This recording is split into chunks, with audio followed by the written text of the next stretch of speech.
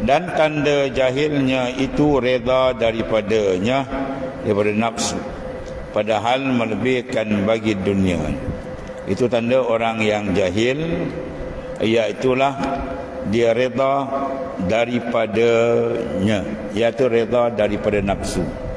Orang yang tidak jahil, yang mengetahui, dia tidak akan reda dengan tuntutan nafsu. Innan nafs la ammaratun bisu, sesungguhnya nafsu akan menyeru ke arah kejahatan. Ya, padahal melebihkan bagi dunia. Dia tahu dunia itu akan hilang, dia tahu dia akan kembali, dia tahu harga dunia terlampau sedikit, tidak ada nilai di sisi Allah Ta'ala.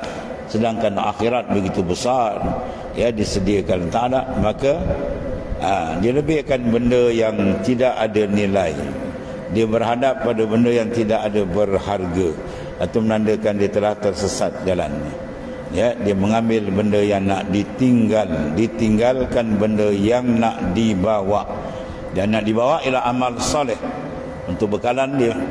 Tetapi dunia yang nak ditinggal ni, dia usahakan bermati-matian, ya, sehingga menjadikan dunia matlamat hidup.